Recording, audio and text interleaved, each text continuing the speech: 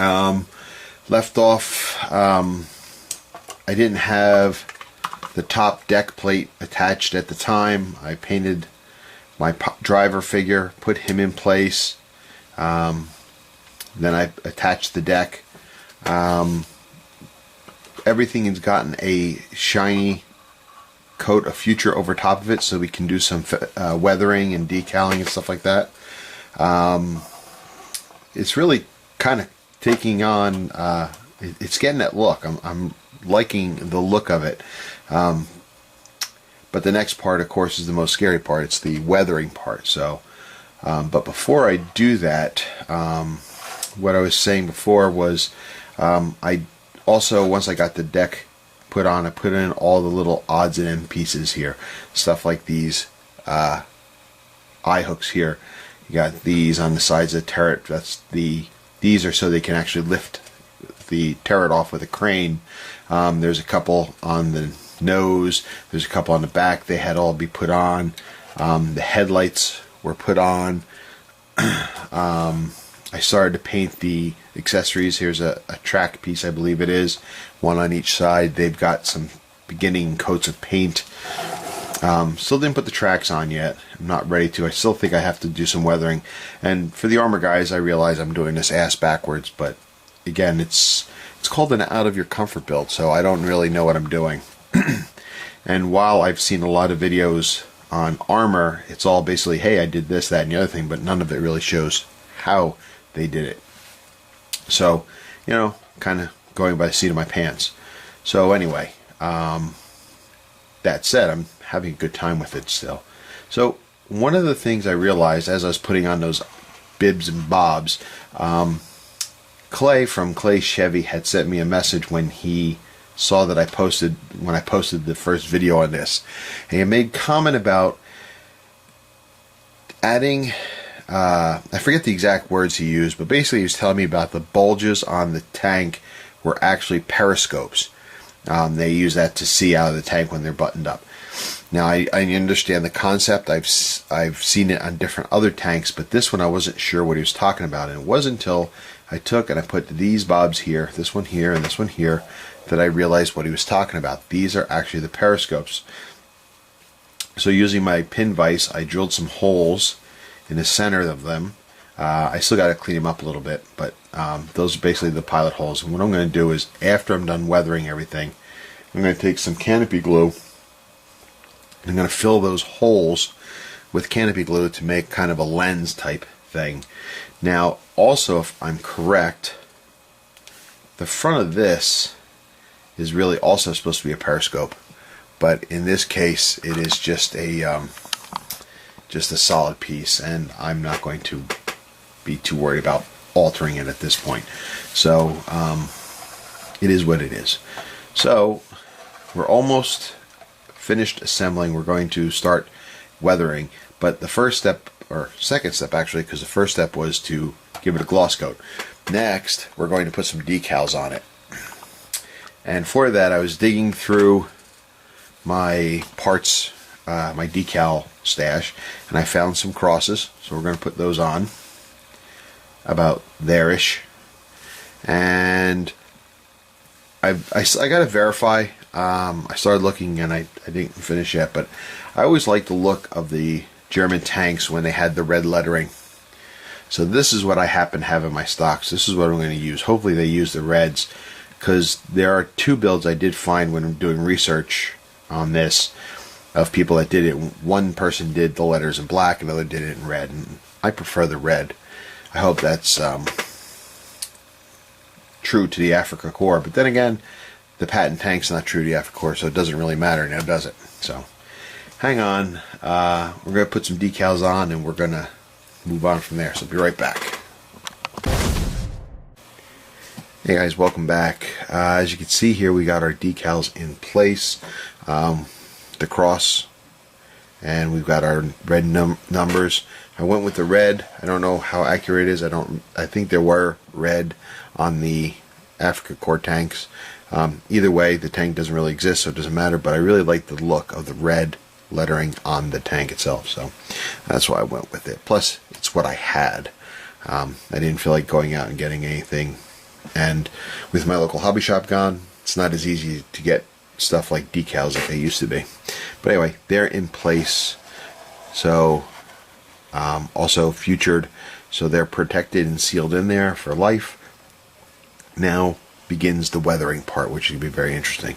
Another thing that I completed was I brought out my Verlinden stencils, and as you can see here, I put this little touch on here. I kind of like this, but you can see here I got the Africa Corps symbol stenciled on. Came out pretty cool. I like it. I like it a lot. Just one of those little touches. But I'm gonna let that dry.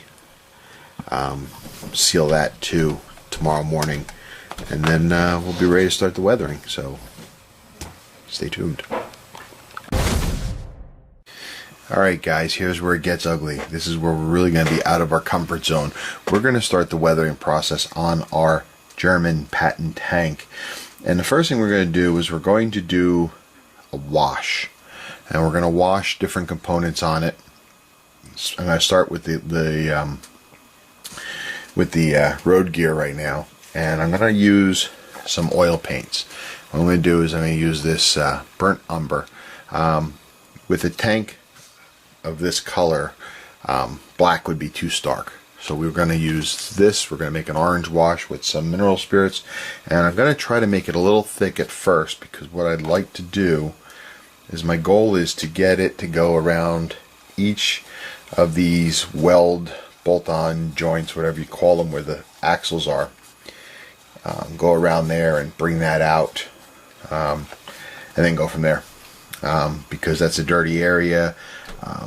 It'll highlight the bolts and everything, and then of course the wheels. And the reason we're leaving it on its edge like this is so that everything pools correctly, as opposed to just washing out, you know, like gravity take it. So hang on. Alright, let me bring you up to speed on where we are with the German Patton tank. As you can see, we've got a bunch of weathering done to it. This is the part that's really got me out of my comfort zone.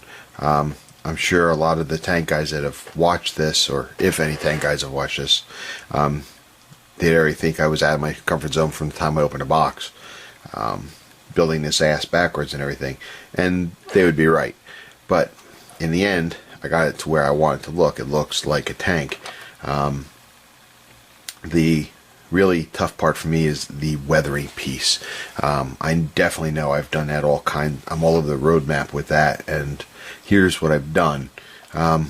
We started by painting our tank the custom color. It was the mix of the yellow and the camel together, and we made our tank one color. Let that dry. Gave it a coat of gloss, which in this case was Future Floor Wax. So we did that, and then after that we started with some oils, and I used some burnt umber paint, oil paint, and I put it into a wash. And what I did is I took the wash, and I didn't literally paint it all over the tank. Basically, I just went along, like say the edges here, and let it soak into those edges. I turned the tank on edge, and I did the wheels, as you can see here. The wheels have been done. Then, you know, any raised portion of the tank, again, like these plates here, I just went and I did it along the edges on the insides of it, and let the wash pool in those spaces. Let it fill the crevices along this tow cable here, you know, along the edges of the fender here. Okay, on the underside I did it around these joints here to highlight the bolts and everything. And you figure there's probably some seals here. I would assume there'd be some leaking, so I wanted them to be dirty, not filthy, but you know, some sort of representation of it there. So we did that. Okay, so once the oil dried, I let that dry for about 24 hours. Then I went back and hit it with pastels. I went and used some brown pastels. I used some white pastels, like basically over all the top surfaces of the tank. I used a white pastel on it, beat it into it, smoothed it out and everything, and in the centers of these panels here, left the edges darker. That's the centers I wanted lightened. Again, I want the idea, the look I'm going for was a washed out look from the sun. That was the idea, so I wanted to lighten the tank up a little bit. For like this piece here, I had dirtied around it and it looked pretty good, and then it looked better when I took and I whitened the top and I just fanned out from the center and I went outwards and I gave it it washed out the center. It's very subtle, it's not very big, but it does make a difference, I think. And then I don't like to use black when it comes to a vehicle like this. I use a lot of browns up and around here, but I did have to use the black when it came to the vents, because it is an engine, it's smoke, it's dirt. So I got all that done. Same with the back here, made it a little extra grimy. Okay, that's where we are.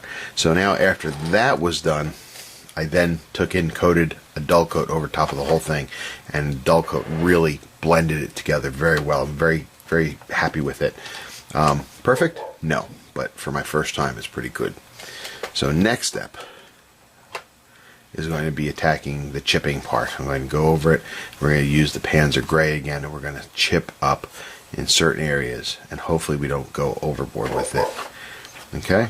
And then we still have to touch the treads. We haven't done a thing with the rubber treads yet. We still have to hit those, so hang on, we'll be right back.